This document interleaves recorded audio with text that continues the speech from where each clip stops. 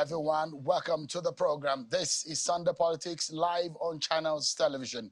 I'm Sean Joaquin Baloye. Get around, everyone, and let's talk. You might be an Arsenal fan. Not a good time to be a fan of that club in London. But well, put that aside and let's focus on talking about Nigeria's politics, everyone. It's been some eventful past weeks from series of project approvals under the Buhari government that has gotten a lot of agitation and attention. The suspicion and the concerns became even more when early in the week, the president sent a request to the Senate asking for an approval for $800 million to be approved by the National Assembly, a loan to be taken from the World Bank. A lot of Nigerians are talking about it. And it's on the heels of the number and the height and the depth of burden of debt that Nigeria has been dipped into over the past few years. And we know the figures from 2015 when President Muhammadu Buhari took over as president of the Federal Republic of Nigeria. Those who were saying that this debt is worrying. Now, that issue we will deal with, and I'll show you the breakdown and what the president wanted from the Senate. Those who have said to the World Bank that do not grant the request of Buhari in this regard. We'll get to that in a moment. Let's for a moment get into a matter that has caused a lot of stir in the Nigerian politics. One matter that that has raised some eyebrow is that of the National Assembly and the manner in which the APC, the All Progressives Congress, zoned the leadership of presiding officers' positions in the National Assembly among the different regions of the country. The party announced the zoning and put names to the positions, which some find rather unusual, and for some, the arrangement is skewed, irrational, and unfair. The major part of the agitation is that the Northwest region has two positions slotted for it among 4 available presiding officers' positions, and the region, like the North Central, asking where is equity, fairness, and justice? Meanwhile, some stakeholders today in Abuja are asking the leadership of the party to review the process or the arrangement and throw open the contest to allow an even and more competitive contest on the floor of the National Assembly in June, when there will be an election and vote for the presiding office. Let me allow you to listen to these group of stakeholders who held a live press conference in Abuja today. In legal drafting, whatever that is not expressly included is expressly excluded.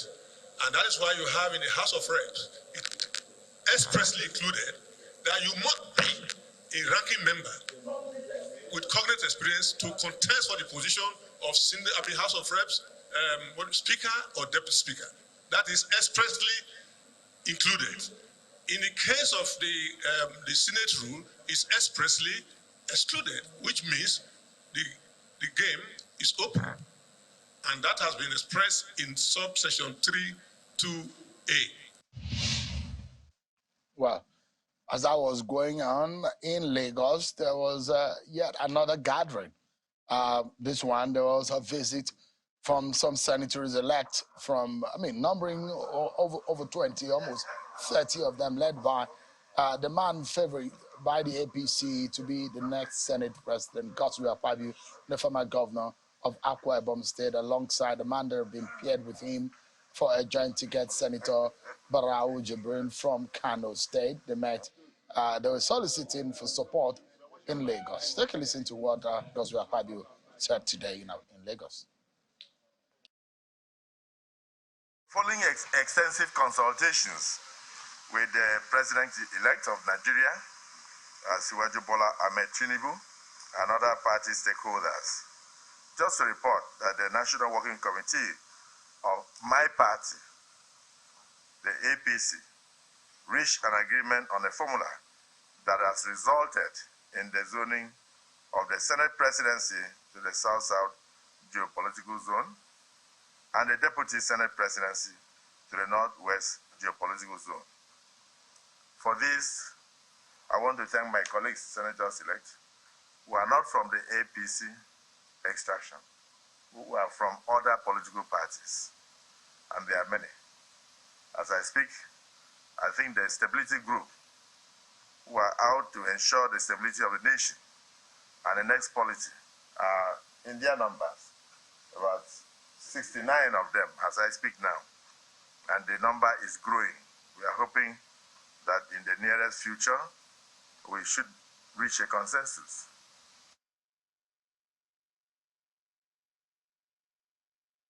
That is the situation in the Senate. In the House of Representatives, it does look to me that the men the APC have put forward are also not taking things for granted. Part of what we saw in Lagos with the senators, the fact that they also met with the governor of Lagos State and some stakeholders in Lagos in their party. But you can see Honorable Tajuddin Abbas alongside Ben Kalu meeting the vice president-elect. Doesn't look like they're taking things for granted. This is amidst the agitation that the North Centre has been left behind and left totally out of the scheme of things. But then, where does the APC go from here? Don't forget, it's going to be a very colorful National Assembly. At least 8 political parties have members in the National Assembly. The 316 members in the House of Reps will vote on several grounds, according to their conscience, according to their political party leanings, what they believe and those who they support. It comes down to one thing, that when they get onto the floor and in the allo chambers, everything outside exists independent of what is happening.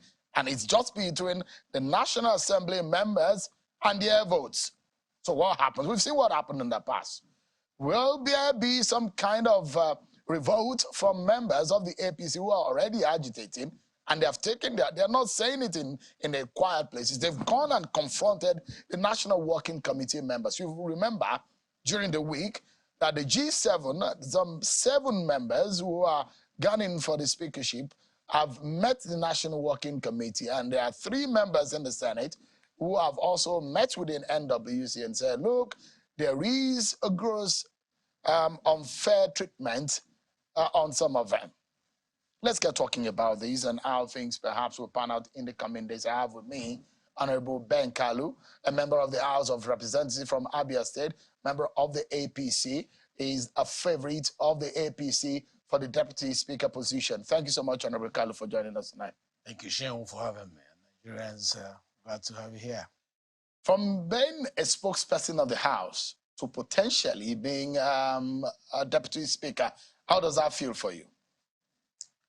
For me, it feels good, though I wanted to be the Speaker of the 10th Assembly, but being a party man, having served the party well by making sure that my image-making responsibility for the 9th Assembly was carried efficiently well, as I was told, making sure that rancor-free National Assembly was achieved between horizontal relationship among members and vertically between our arm of government and that of the executive, understanding the workings of all the committees of the House, knowing how to resolve their problem before it gets to the press, presenting an image that has increased the confidence of the people, the activities of the National Assembly. I felt I was well-rounded to be the Speaker of the House, especially when you consider the fact that for 40 years, that is 4 decades, except when you consider the last time the Southeasterners held the gavel in the House of Representatives, the time of Right Honorable Edwin Umozo, okay? The Southeasterners have not held the gavel. So I felt it was time for us to step into that particular space. But the party is supreme. The party, in their wisdom, decided that what was due for the Southeast at the moment will be the deputy speakership position. And in every democratic climb, it's the United States under Republican or under the Democrats, the party will always point at a direction that they want to go with regards to forming the architecture of government in view of the national objectives they have set for themselves to achieve. And these national objectives must be achieved with an arm of government that buys into that same national objective. So that always guides them to make sure that what they have preached in their manifesto will be given wheels to become reality in the lives of Nigerians. So it is a careful, responsibility that must be carried by the leadership of the party and major stakeholders. And I'm sure that is what the party has done at this time, pointing at the direction that they want for their party members to go, not the entire National Assembly. Some people get it wrong and say that the party has a zone and micro-zone and all that. The party owes the members of the party the responsibility to point at the direction. And that is what they have done. And yeah, for me, being asked to run for deputy speakership of the House, I'm happy that my party considered my effort, my party considered my loyalty, my party considered my dedication and steadfastness with the party in the Southeast, being the only returning member of the House of Representatives under APC in Abia State. It was a tough one because of the wave, but we stood our ground.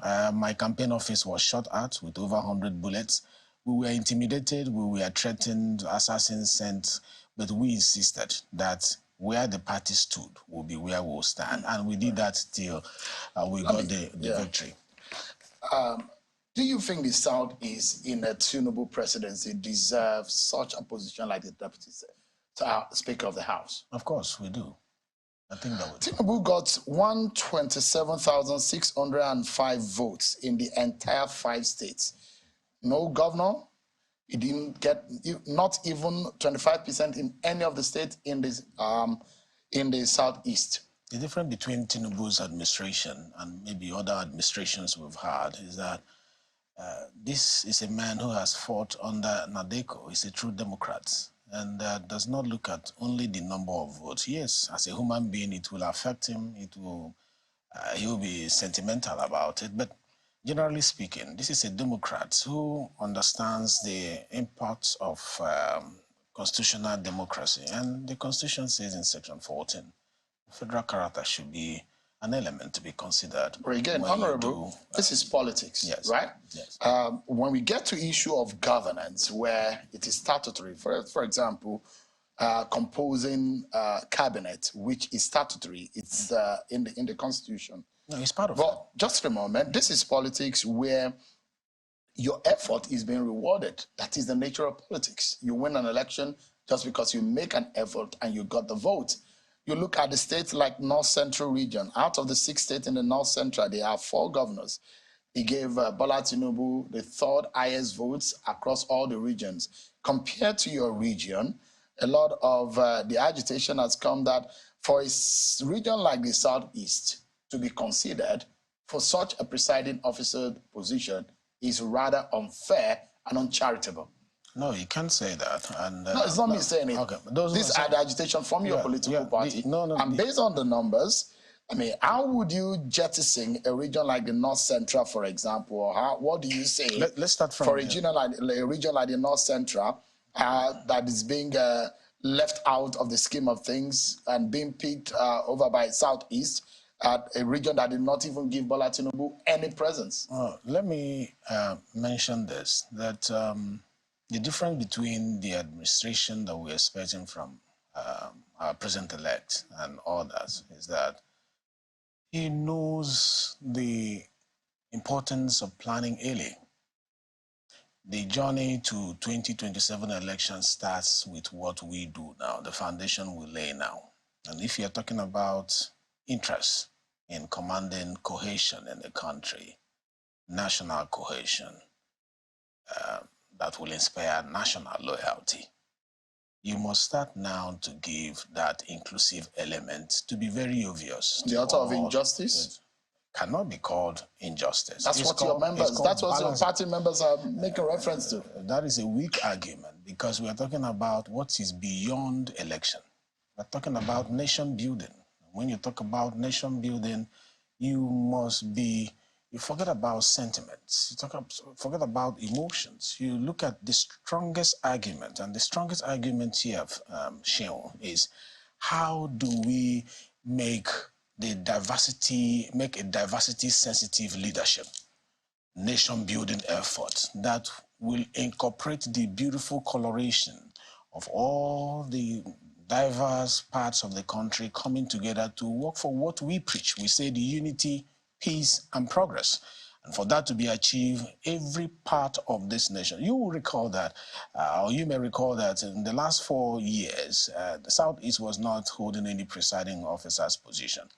And it has impacted on this election, among other things. And I can assure you, if you neglect Southeast again, a whole zone, in such sensitive position, then you battle again in 2027. That is a big risk for any great planner to take, because if you start now to plan and adopt this spirit of inclusion, Southeast is going to yield a better harvest than what was yielded before. So I know he's a great planner. I know that the party is, filled with, strategists who have sat down, considered so many factors and said, for my region, Southeast, we need it back into the fold. We need the votes to be harvested from there. And if we're going to achieve that, a sense of belonging must be given to them. Come on, Shaun. Honorable, if we cannot get... You don't think this is a case of robbing Peter to pay Paul? You are a lawmaker. Yes. You know the principle of majority. Yes. The principle of majority guides the affairs of parliament, legislature, across the globe where democracy is being practiced. And the fact they say, the principle that minority might have their say, but majority will have their way. And perhaps seeing a reason why some North Central members of your party are saying that there is an injustice being meted out on them if they are put in the work and they are not being considered at all over a region like the Southeast region that rejected their party, and now they are being favored and they are being they are benefiting from where they did not work. In fact, Shaun, you're forgetting vital issues. That in considering forming a government that will work for the country, that there are certain things you consider beyond the parliament. And even within the parliament, you should be conscious of our unique nature. Nigeria is a secular state. You know that we have the president-elect as a Muslim at the moment, the vice president is a Muslim.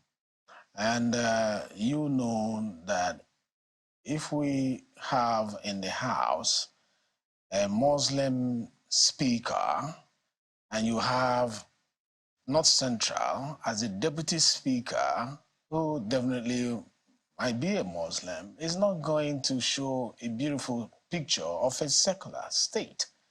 So while you consider other factors, there are other higher factors that must be factored in the decision-making mechanism. So that by the time it comes out, what gave rise to your nomination? Or you're being favored? I have mentioned to you about my zone. We've not been there for donkey years, and we want to be included now. The party is considering that. And also, the party also want to reward loyalty.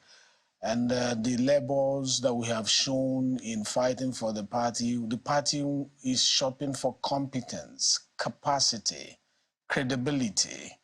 The party is looking for those. So you're the most credible and the most fit for that role in your region.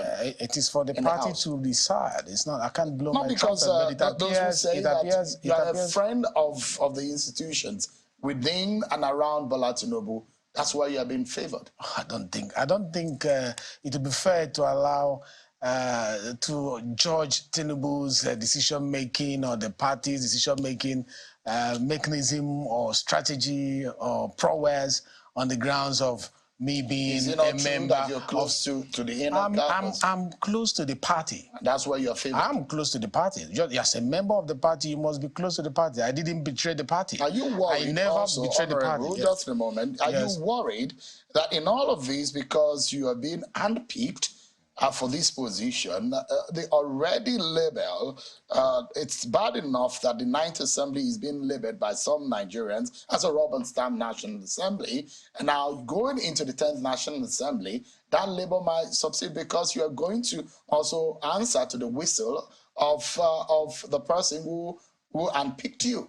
or those who are picked you. What a romantic description that Nigerians and some journalists have accepted to use as a label for the National Assembly that has delivered more than other assemblies. I think we should be fair in attaching labels. You know very well that our track record shows that we have outperformed. You don't think that this I don't think that I don't think that the description is fit for the job that we have done. Right. We made PIB become PIA. We have looked at the constitutional review, and we sent in 35, and we got 16 back out of the sections of the Constitution that we sent to Mr. President.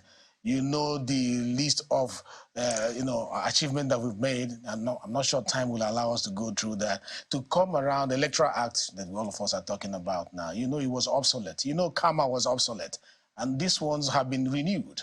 Through legislative interventions, a better drafting that suits the dynamics of the current time.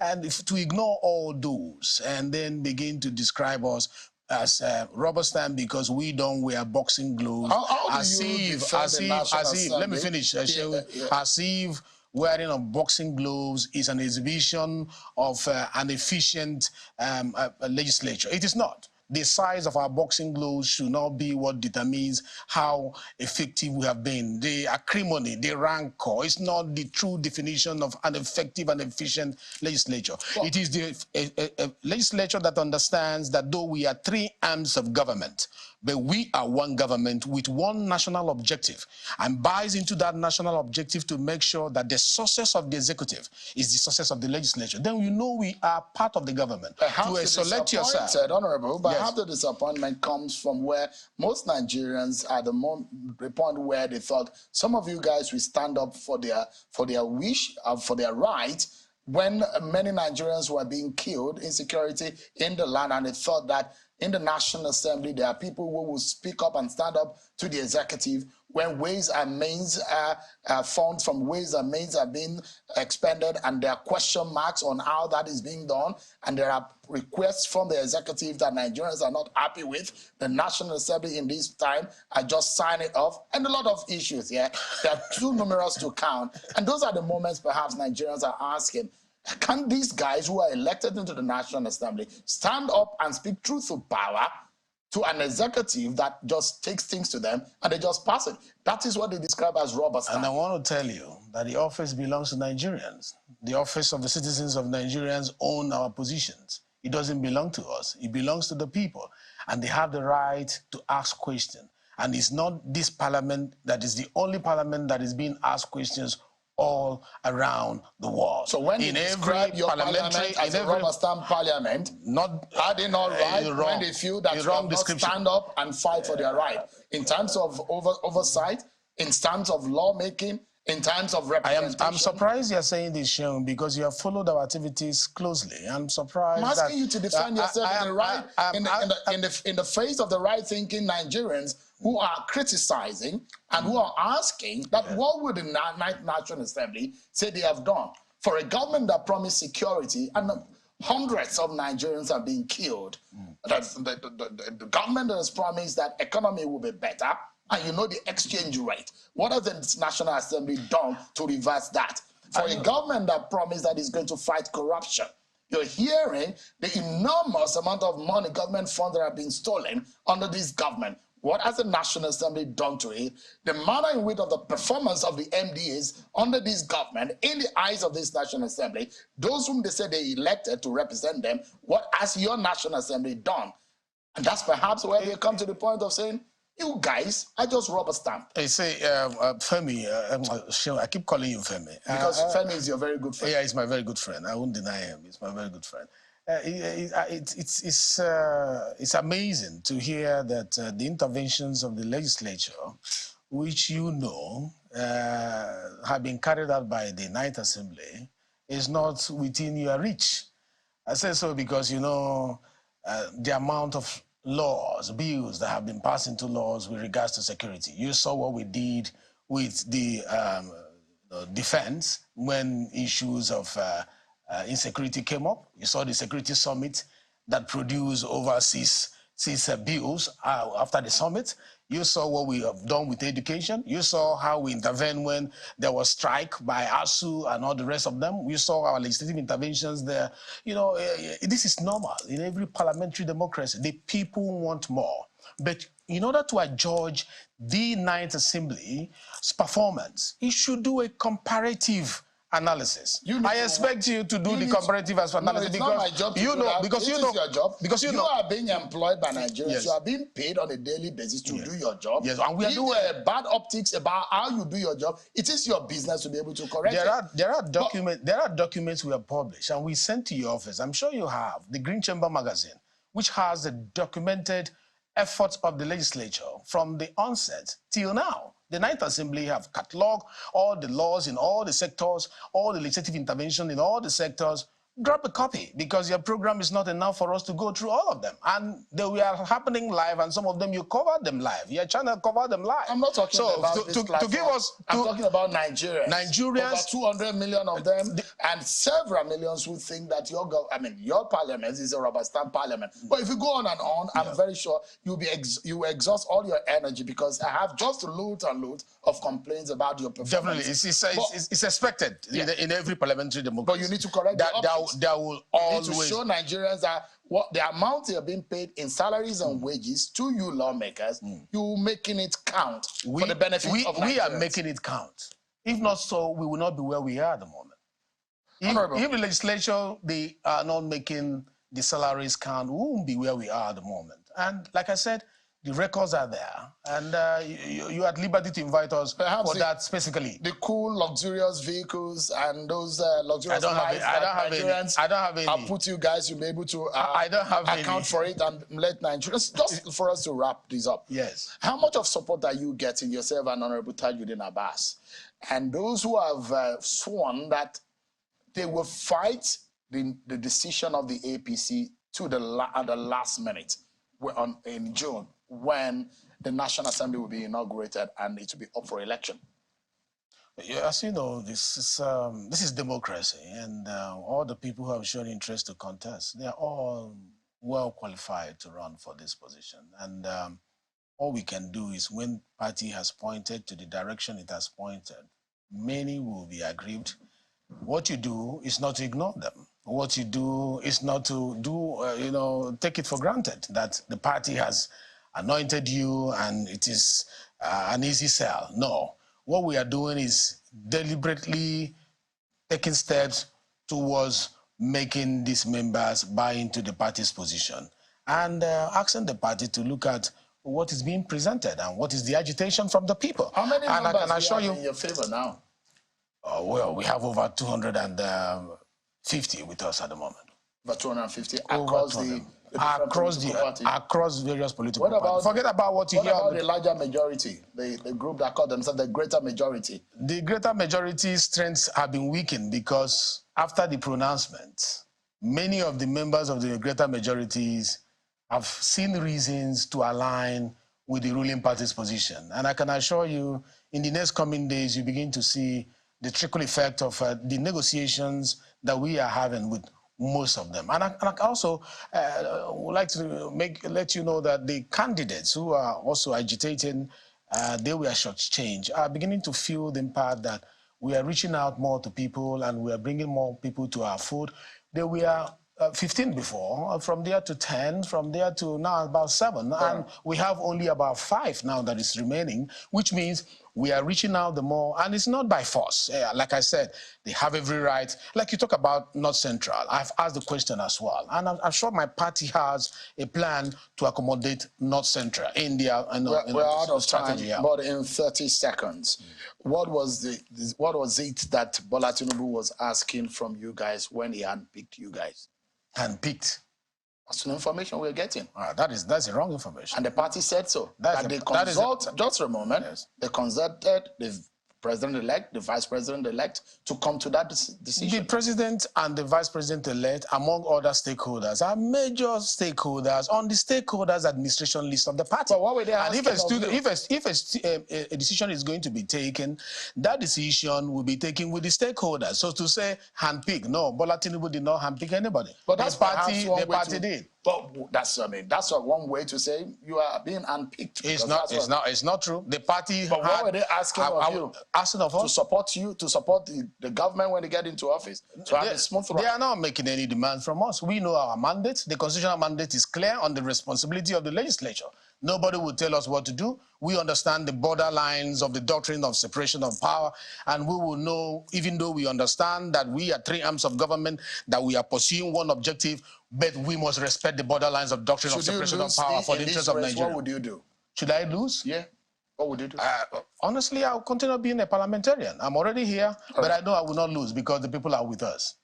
Honorable Ben Kalu, APC is favorite for the Deputy Speaker position in the 10th National Assembly. Thank you so much indeed for coming. Thank you for having me, sir. I appreciate it.